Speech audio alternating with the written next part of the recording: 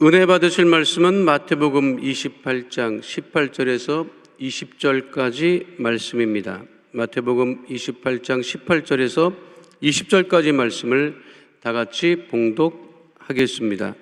예수께서 나와 말씀하여 이르시되 하늘과 땅의 모든 권세를 내게 주셨으니 그러므로 너희는 가서 모든 민족을 제자로 삼아 아버지와 아들과 성령의 이름으로 침례를 베풀고 내가 너희에게 분부한 모든 것을 가르쳐 지키게 하라.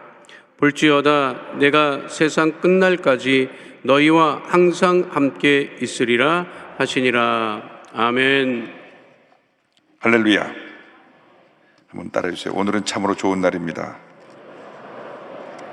우리 모두에게 좋은 일이 일어납니다. 3일 동안 제자의 길, 제자도에 대해서 함께 말씀 나눕니다. 예수님께서 승천하시기 전에 제자들에게 마지막 남기신 말씀, 그것이 바로 예수님께서 우리에게 분부하신 절대지상 명령입니다. 오늘은 첫째 날 예수 그리스도의 절대지상 명령을 주제로 함께 말씀을 나눕니다. 절대지상 명령, Great Commission이라고 하는 이 절대지상 명령은 예수님을 따르는 모든 사람들이 한평생 감당해야 될 가장 중요한 사명이요 의무인 선교 사역을 말씀하고 있습니다. 그래서 절대지상 명령, 선교의 대위임 이렇게 말합니다. 선교는 교회의 존재 목적입니다. 교회가 복음을 전할 때 교회는 살아있는 교회가 되고, 교회가 복음을 전할 때 교회가 부흥하게 되고, 교회가 복음을 전할 때 하나님께서 그 교회에 놀라운 영적인 축복을 부어주시는 것입니다. 이 의회를 막론하고 교회가 이 존재 목적을 잃어버리면, 그 사명을 망각하면 그때로부터 교회는 쇠퇴하게 되고, 한때 큰 붕을 이루었다고 할지라도 나중에 역사의 뒤안길에 사라져버리는 박물관과 같은 교회가 되고 말게 되는 것입니다. 유럽을 가보시기 바랍니다. 어마어마하게 지은 성전들이 그렇게 많이 있는데 지금은 다 박물관이 됐습니다. 관광지가 됐습니다. 독일 유학생 수련회를 갔었을 때 제가 말씀 전하러 갔다가 여기에 유럽에서 세 번째로 큰 성당이 있는데 한번 가보시자고 가봤는데, 쾰른돔이라고 하는 어마어마하게 큰 대리석으로 지은 성전이 있습니다. 600년에 걸려서 지었습니다. 그런데 들어가 보니까 한 3,000석, 4,000석 정도 되는 성전인데 관광객들만 와서 쫙 서가지고 관광 와서 구경하고 기념품 사고 가더라고요. 그래서 제가 한 바퀴 돌고 나가면서 거기 안내하는 분에게 아직도 여기 예배 드립니까? 예배 드린대요. 아, 그러냐고. 얼마나 주일날 모입니까? 하니까 한 5, 60명 모인다 그래요. 한때 그 성전이 가득 차고 보조석까지 나와야 됐던 그 성전에 지금 50명, 60명 모이는 그러한 교회가 됐다고 하는 것은 유럽의 그 선교에 앞장섰던 교회들이 선교의 사명을 잃어버렸을 때 이와 같은 황폐함이 다가오게 된 것입니다. 18세기, 19세기 유럽이 복음을 전할 때 모든 유럽의 나라들이 부강하게 됐습니다. 부강해지니까 그들이 선교에 대한 사명을 잃어버렸습니다. 그래서 그 촛대를 미국으로 옮기시니까 미국이 19세기, 20세기 전 세계 복음을 전하자 큰 부흥 역사를 이루었습니다. 그 복음이 미국의 두 선교사를 통해서 1885년 4월 5일 날 원도드 아펜셀러 선교사가 인천항에 도착함으로 한국의 공식적인 복음의 전파가 이루어졌는데 선교 역사 130년 만에 우리 대한민국이 크게 풍성하게 된 것은 우리가 힘써 복음을 전했기 때문에 그렇습니다. 미국이 지금 한 5만 5천 명 전 세계 선교사를 보내고 있고 한국이 그 뒤를 이어서 2만 한 5천 명 이상 선교사를 보내고 있습니다. 그래서 복음을 전하는 교회가, 복음을 전하는 나라가 부흥하게 되고 하나님의 큰 복을 받게 되는 것입니다. 때를 어떻든지 뭐든지 복음을 전해야 됩니다. 교회의 존재 목적은 선교입니다. 복음을 전하는 것입니다. 복음을 전하지 않으면 이 교회의 부흥은 멈추고 교회는 쇠퇴하게 되고 역사의 뒤안길로 사라져버리게 되는 것입니다. 그래서 우리 여도순 복음교회가 주무실 날까지 힘써 복음을 전하는 교회가 되어야 할 것입니다. 교회의 존재 목적은 복음을 전하는 것이다. 모든 성도들의 재직들의 기본적인 사명 의무가 복음을 전하는 것입니다. 복음을 전해도 되고 안 전해도 되는 것이 아니라 복음을 전하지 않으면 내게 화가 임할 것이기 때문에 복음을 전해야 됩니다. 왜? 우리의 주신 사명이니까. 사명을 망각하면 우리는 어떠한 하나님의 은혜도 축복도 받아 누릴 수가 없습니다. 철저하게 우리는 복음 전도자로 우리 삶이 바뀌어져서 자나깨나 안전하서나 나의 모습을 통해서 예수 그리스도가 우리 이웃에게 증거되기를 바랍니다. 그런데 복음의 전파는 내 힘으로 할 수 있는 것이 아닙니다. 주님이 우리에게 은혜를 주셔야 됩니다. 첫째로 예수 그리스도의 권세로 하는 선교입니다. 모든 권세를 가지신 예수님, 28장 18절에 예수께서 나와 말씀하여 이르시되 하늘과 땅의 모든 권세를 내게 주셨으니, 하나님 아버지께서 예수님께서 모든 권세를 다 부여해 주셨습니다. 요한복음 3장 35절입니다. 아버지께서 아들을 사랑하사 만물을 다 그의 손에 주셨으니, 요한복음 7장 2절입니다. 아버지께서 아들에게 주신 모든 사람에게 영생을 주게 하시려고 만민을 다스리는 권세를 아들에게 주셨음이로소이다. 빌립보서 2장 9절 10절입니다. 이러므로 하나님이 그를 지극히 높여 모든 이름 위에 뛰어난 이름을 주사 하늘에 있는 자들과 땅에 있는 자들과 땅 아래 있는 자들로 모든 무릎을 예수의 이름에 꿇게 하시고. 우리가 복음을 전할 수 있는 능력은 모든 권세를 가진 우리 주님께로부터 우리에게 주어지게 되는데, 이것은 성령 충만을 통해서만 이루어지는 것입니다. 우리 신앙생활에 가장 중요한 것이 성령 충만입니다. 성령으로 충만해야 우리가 주님께서 맡긴 사명을 감당할 수가 있습니다. 자꾸 시험에 들고 넘어지고 상처받고 미워하고 분노하는 이유는 딱 한 가지 이유입니다. 성령으로 충만하지 않아서 그렇습니다. 우리는 늘 성령으로 충만하기 위해서 몸부림쳐야 되는 것입니다. 성령 충만하지 않으면 우리는 능력 있는 신앙생활을 할 수 없고, 성령으로 충만하지 않으면 우리는 죄범을 전할 수 있는 어떠한 능력도 소유하지 못해서 늘 무기력한 신앙생활을 하게 되는 것입니다. 오늘 우리들의 문제가 뭐냐, 우리 신앙생활의 위기가 뭐냐, 그것은 성령 충만을 유지하지 못하고 있다고 하는 것입니다. 성령 충만은 예를 들면 물이 팔팔팔 100도 이상 100도로 팍 끓어오르는 그 같은 상태로 우리가 신앙의 열정으로 충만해야 되는 것이 성령 충만입니다. 아멘 소리가 갑자기 작아진 것 같아요. 그 같은 성령 충만이 있게 되기를 바랍니다. 사실 물이 늘 끓어오른다는 것은 계속 불을 떼야 되는 거잖아요. 불을 떼야 물이 빡 끓잖아요. 불을 끄면 조금 있다 물이 끓던 것이 주르르 멈추고 식기 시작합니다.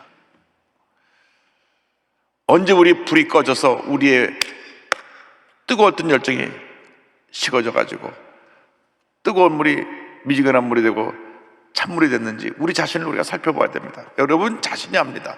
내가 지금 찬물이구나, 내가 지금 미지근한 물이구나, 난 한 70도쯤 됐구나, 내가 지금 내가 팔팔팔 끓어오르는 성령의 열정으로 충만한 그런 모습이구나. 그래서 사도행전 1장 8절은 말씀합니다. 오직 성령이 너에게 임하시면 너희가 권능을 받고 예루살렘과 온 유대와 사마리아 땅까지 이르러 내 증인이 되리라 하시니라. 오늘 아침에 우리가 기도하면서 이 성령 충만의 은혜를 회복하게 되기를 바랍니다. 물이 펄펄 끓어올라야 음식이 간에서 잘 익고 조리가 돼서 우리에게 영양분을 공급해주는 음식이 만들어지는 것처럼 우리가 늘 성령으로 충만해서 끌어올라야 우리가 주 앞에 드려지는 거룩한 산 제사가 되는 것입니다. 교회의 모든 문제의 출발점이 성령 충만하지 못한 데서 옵니다. 성령으로 충만하지 못하니까 우리에게 맡기신 복음 전도의 사명, 그 열정을 잃어버리고 아무것도 아닌 건데 서로 물고 뜯고 남 비방하고 문제를 들춰내서 교회의 분열을 가져오고 하는 이러한 일들이 생겨나는 것입니다. 모든 문제의 원인은 어디냐? 성령 충만하지 못해서 우리의 열정이 식어져 가지고 펄펄 끓어올라야 되는 우리의 열정이 미지근해지고 식어졌기 때문에 그런 문제가 다가온 것입니다. 그러므로 우리는 늘 성령으로 충만해서 견사명 잘 감당할 수 있게 되기를 바랍니다. 둘째로 우리에게 선교의 사명을 맡기신 예수님에 대해서 19절을 보겠습니다. 그러므로 너희는 가서 모든 민족을 제자로 삼아 아버지와 아들과 성령의 이름으로 침례를 베풀고, 이 선교는 이론이 아니라 행동입니다. 액션입니다. 액션. 아무리 말을 해도 소용이 없어요. 제가 어저께 CGN TV에서 데이비드 플랫이라고 하는 젊은 목사님이 불을 토하는 설교 들었습니다. 제가 큰 충격을 받았어요. 이분은 미국이 부흥하지 않는다, 어쩐다, 영적으로 침체했다, 그러한 얘기를 들을 때 노스캐롤라이나에 가서 교회를 개척하는데 사람들이 다 말립니다. 거기는 이미 교회도 많고 거기는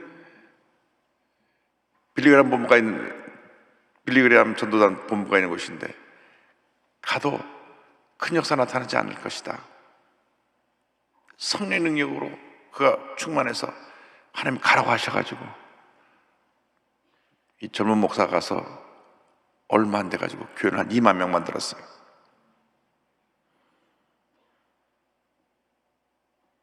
근데 내가 충격을 받은 것은 기도, 금식, 교회 부흥, 불을 토하는 설교를 하는데 오늘날 우리에게 사라진 것이 무엇입니까? 뜨거운 열정이 사라지고 눈물이 사라지고 금식이 사라지고 기도가 사라진 것입니다. 조영기 목사님 한 40대 50대 설교를 듣는 것 같았어요.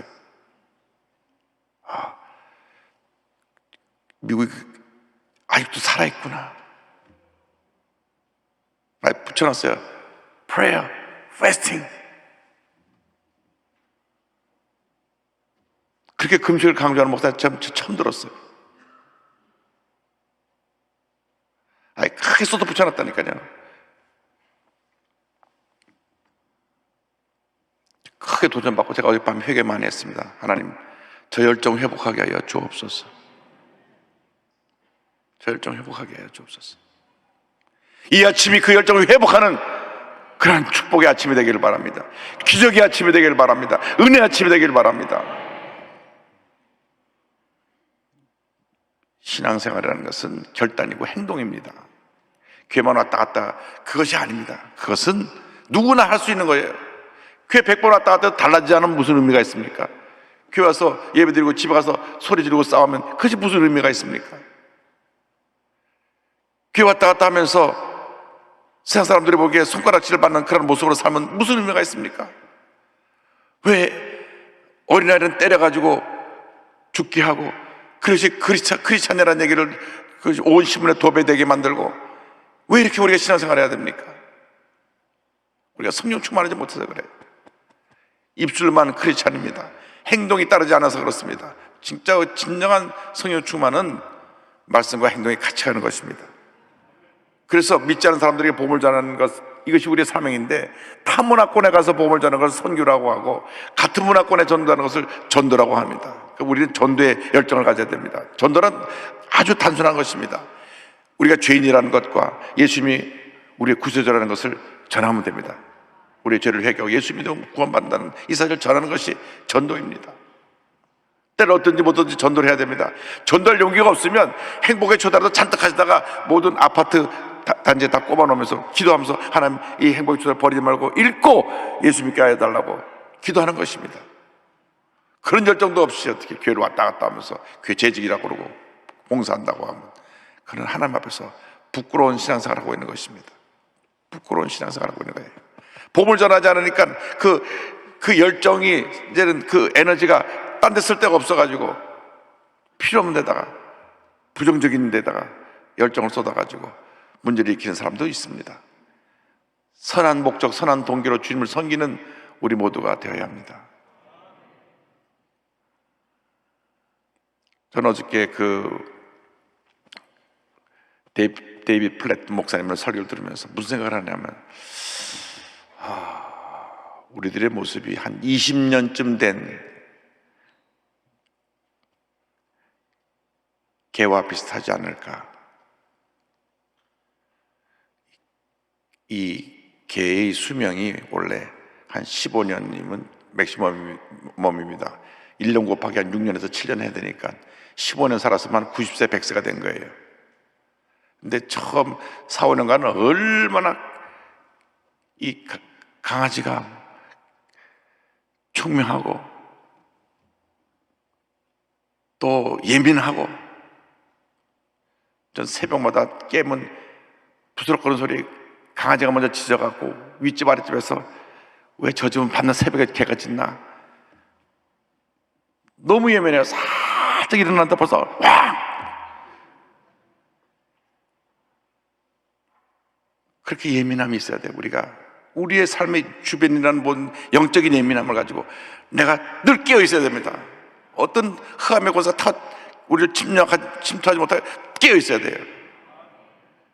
늘 깨어서 주 앞에 부르짖는 그런 신앙생활을 해야 되는데, 20년쯤 강아지가 늙은 노견이 되면 엎드려가 눈만 껌뻑껌뻑, 사람이 들어와도 짖지도 않고 주인이 들어와도 꼬리도 흔들지도 않고 껌뻑껌뻑 그렇게 죽어갑니다.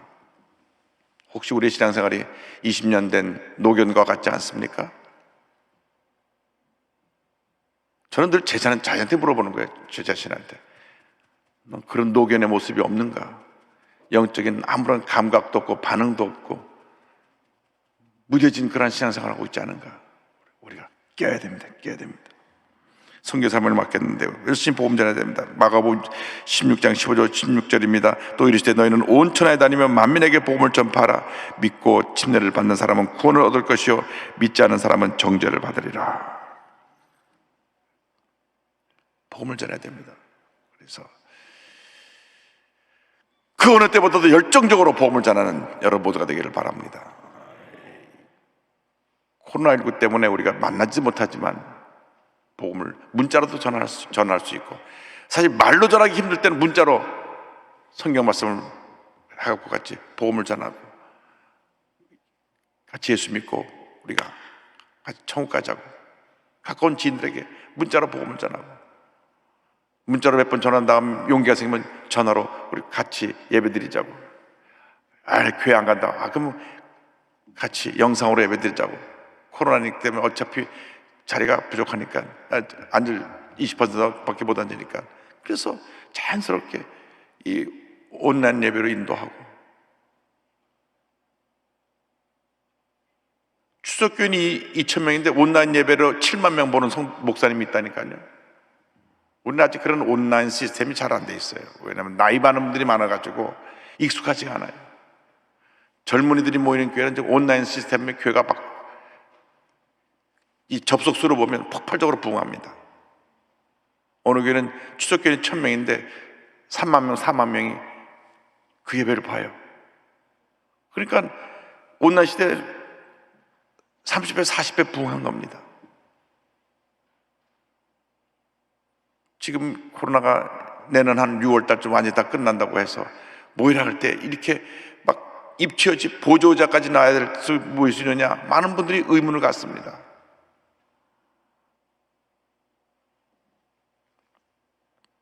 그러나 그러한 염려를 내려놓고 우리가 뜨거워지면 됩니다. 열정을 회복하면 됩니다. 하나님의 사람으로 우리가 쓰임받게 되기를 바랍니다. 제자사역을 분부하신 예수님 말씀입니다. 19절 20절에 그러므로 너희는 가서 모든 민족을 제자로 삼아 아버지와 아들과 성령의 이름으로 침례를 베풀고 내가 너희에게 분부한 모든 것을 가르쳐 지키게 하라. 볼지어다 내가 세상 끝날까지 너희와 항상 함께 있으리라 하시니라. 가서 침례를 베풀어라. 침례는 구원의 확신입니다. 자기 죄를 회개하고 예수를 그리스도로 영접한 사람들이 성부와 성자 성령으로 반드시 침례를 받아야 되는 것입니다. 그래서 19절에 너희는 가서 모든 민족을 제자로 삼아 아버지와 아들과 성령의 이름으로 침례를 베풀라 그랬습니다. 침례를 베풀고 구원의 확신을 갖고 한 다음 그 다음 양육해야 됩니다. 양육, 가르쳐 지키게 하라. 양육하는 것입니다. 20절에 내가 너희에게 분부한 모든 것을 가르쳐 지키게 하라. 볼지어다 내가 세상 끝날까지 너희와 항상 함께 있으리라 하시니라. 가르쳐 지키게 하라. 가르쳐 지키게 하라.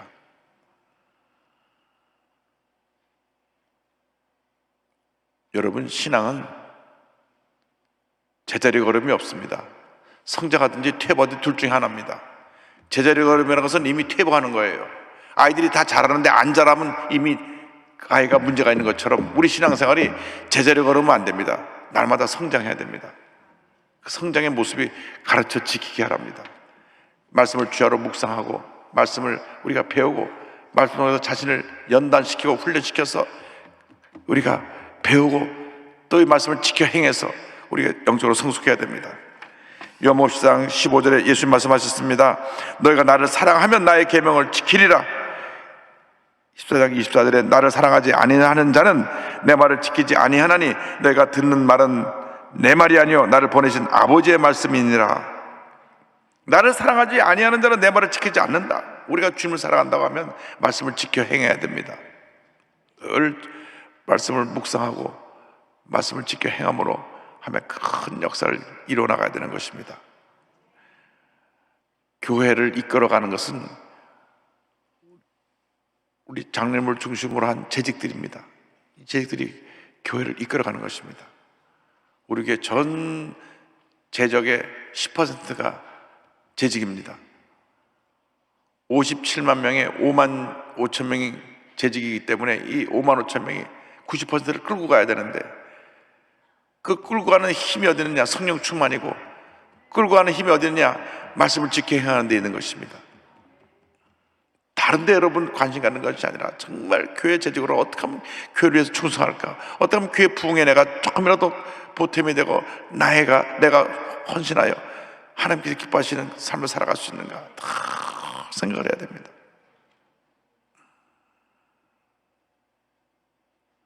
교회를 사랑하면 늘 교회에 대해서 기도하게 되고 교회를 사랑하게 되면 내가 교회에서 헌신하는 것이 너무 기쁘고 감사해서 늘 설레는 마음으로 주님을 섬기게 되는 것입니다. 억지로 하는 것은 진정한 봉사가 아닙니다. 봉사는 기쁨으로 하는 것입니다. 감사함으로 하는 것입니다. 주님 은혜에 대한 보답으로 하는 것입니다. 그래서 은혜를 많이 받은 사람들에게 재직을 맡기고 재직을 통하여 주님을 섬기라고 한 것입니다. 장로님, 권사님, 안수사님은 항존직이라 그래서 호흡이 닿는 그날까지 주님을 잘 섬기라고 주신 직분입니다. 그 직분 한번 받으면 물를 수 있는 게 아닙니다. 그래서 이 직분 받은 분들은 정말로 충성 헌신해야 되는데 늘 자신을 쳐서 복종시키고 영적으로 재무장해서 우리의 믿음이 성장하고 우리의 삶 가운데 풍성한 하나님의 은혜가 나타나는 그러한 삶을 살아가는 우리 모두가 되기를 주님의 이름으로 축원합니다. 기도하겠습니다. 가슴에 손 얹고 아픈 자리에 손 얹고 기도합니다. 사랑과 은혜와 자비가 모아신 하나님 아버지, 믿음으로 손을 꽂기도 합니다. 주님, 우리 모두를 성령으로 충만케 하여 주옵소서. 물이 펄펄 끓어오르듯이 우리 마음에 성령의 불이 활활 타오르게 하여 주옵소서. 뜨거운 열정을 회복하게 하여 주옵시고, 말씀을 회복하게 하여 주옵시고, 전도를 회복하게 하여 주옵시고, 기도를 회복하게 하여 주옵소서. 주여, 우리 교회가 다시 새롭게 변화되고 부흥하는 역사가 우리 제익들을 중심으로 일어나게 하여 주시옵소서. 모든 문제와 염려와 근심 걱정은 떠나갈지어다. 몸을 아프게 하는 모든 질병은 떠나갈지어다. 모든 기도 제목이 응답될지어다. 주님, 저희들이 가정을 위하여 기도합니다. 모든 가정이 성령으로 충만케 하여 주옵시고, 직장과 사업에 하나님께서 복을 내려 주시옵소서. 모든 질병은 이 시간 각 개인에서 가정에서 묶음을 놓고 떠나갈지어다. 사랑하는 조영기 올록사님, 건강을 회복시켜 주시고 붙들어 주셔서 귀한 사명 잘 감당케 하여 주옵소서. 오늘도 주 앞에 나올 때 예물들의 손길들이 복을 내려 주시고 그 기도가 응답되게 하여 주옵소서. 예수님의 이름으로 기도드립니다. 아멘. 지금은 우리의 구세주 예수 그리스도의 무한하신 은혜와 하나님 아버지의 크고 넓으신 사랑과 성령의 감동감화 인도교통 충만하게 하시니, 주님께서 맡기신 선교의 귀한 사명 감당하기 위해 성령으로 충만하고 말씀으로 충만한 모습을 늘 회복하기를 원하는 귀한 주님의 제자들 위해, 일꾼들 위해 지금도 영원토록 함께 있을지어다. 아멘.